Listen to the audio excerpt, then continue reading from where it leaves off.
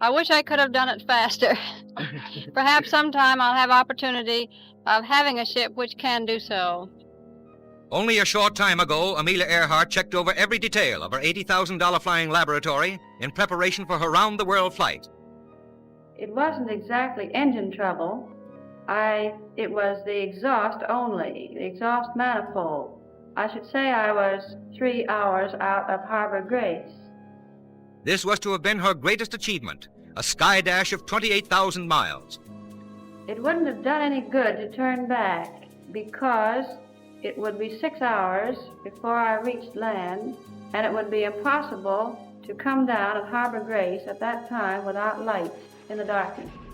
With her husband, George Palmer Putnam on right, she discussed the hazardous course which had been plotted for her by Fred Noonan, the navigator who embarked with Miss Earhart upon this great flight, a flight which was to have marked her retirement to aeronautical research. Of course, this wasn't an altitude test. It was simply getting the ceiling of this particular airplane, and I don't believe that I got the ceiling of it today. I'm going to try again. This new Lockheed comes to me as a realization of a dream, and I hope to accomplish something really worthwhile in aviation scientifically. On woman's greatest exploit in aviation, only the Pacific was left, that most dangerous part. Then to a waiting world came news of disaster as the plane failed to reach tiny Howland Island in mid-Pacific. A British freighter, the Coast Guard, and the Navy sped to the search, the battleship Colorado steaming out from Honolulu under forced draft. From California, the aircraft carrier Lexington, with 3,000 men and 72 planes aboard, races into the distant Pacific to join the greatest searching party in the history of aviation. I do thank you sincerely. I fear my exploit was not worth so great an honor. I am here to discuss the so-called flying saucers. We know now that in the early years of the 20th century, this world was being watched closely by intelligences greater than man's. Did the CIA write Wind of Change by the Scorpions? As humans busied themselves about the various concerns, they were scrutinized and studied. Dr. Loeb, what percentage chance do you give it that you have indeed uncovered extraterrestrial or non-human technology? With infinite complacence, people went about their affairs, yet across an immense ethereal gulf, intellects vast and unsympathetic threw their plans against us. All of a sudden, a stick out of nowhere landed right in front of us, and there was no tree, nothing overhead. Something threw it at us. Yeah. What's your hot take on Travis Taylor?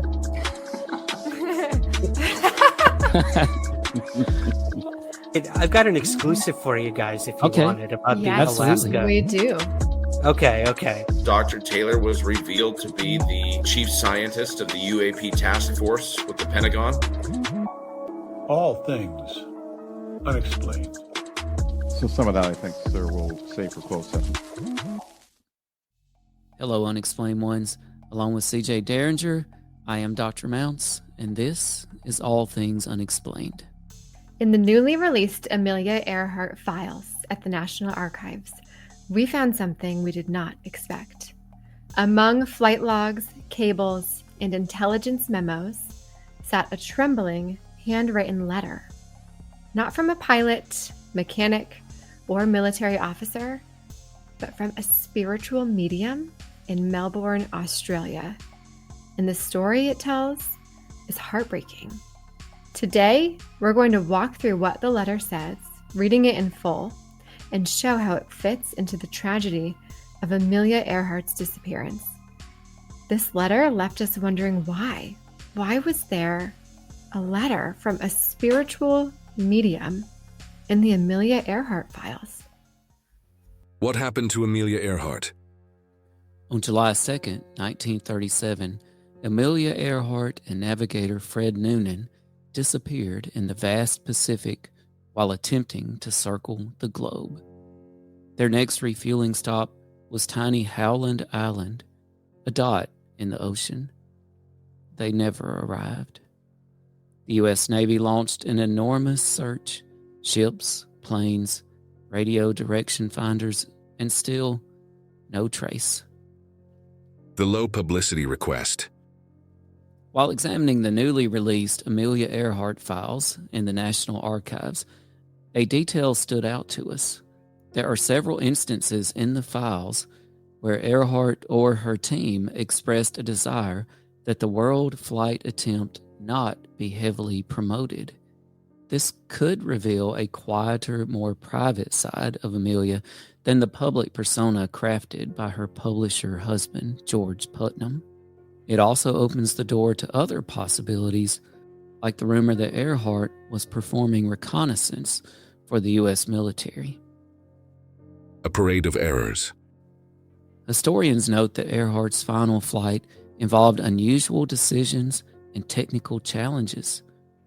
Radio frequency mismatches, incomplete equipment testing, navigation uncertainties, and fatigue.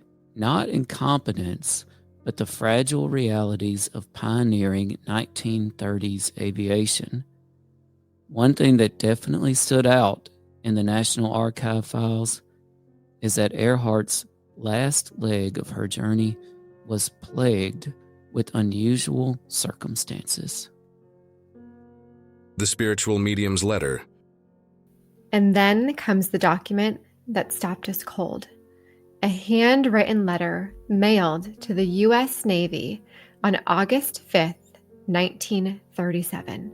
The author, Mrs. M. Hinckley, a spiritual medium. This is the full verbatim reading of the letter. Page 1, 64 Elizabeth Street, Melbourne, Victoria. To Navy, Honolulu. I sent you a cable of July 9, 10 hours west of Howland from unknown island. Maybe you believe me a crank. That is not so.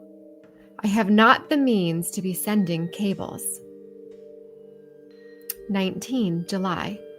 Ellis Island has news. That is so. I am a medium. My life has been given to research work. Mrs. Putnam's son's alive on X. Passed to higher life about 10. Noonan quick first. Native boat from Ellis Islands buried them there. Have the news. Maybe you won't hear for time. Depends on what they are doing. I have not need to fake or manufacture this. They were starving. If you are interested, please tell Mr. Putnam about this.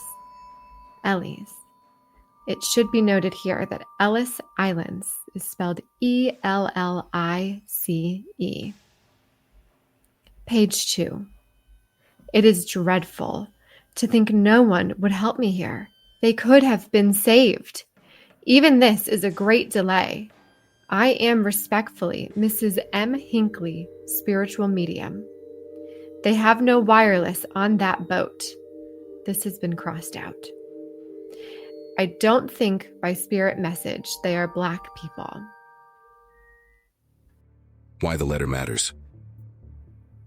This letter does not solve the Earhart mystery, but it reveals the emotional shockwave her disappearance created. People were desperate, hopeful, afraid, trying to help in the only ways they knew how. This letter survived because it was human. It was emotional. A fragile artifact from a moment when hope, belief, and fear collided in the Pacific darkness. If you'd like more deep dives into newly released archival material, stay curious and stay with us. I am here to discuss the so-called flying saucers. We know now that in the early years of the 20th century, this world was being watched closely by intelligences greater than man's. Did the CIA write Wind of Change by the Scorpions? As humans busied themselves about the various concerns, they were scrutinized and studied. Dr. Loeb, what percentage chance do you give it that you have indeed uncovered extraterrestrial or non-human technology? With infinite complacence, people went about their affairs, yet across an immense ethereal gulf, intellects vast and unsympathetic threw their plans against us. all of a sudden, a stick out of nowhere landed right in front of us, and there was no tree, nothing overhead. Something threw it at us. Yeah. What's your hot take on Travis Taylor?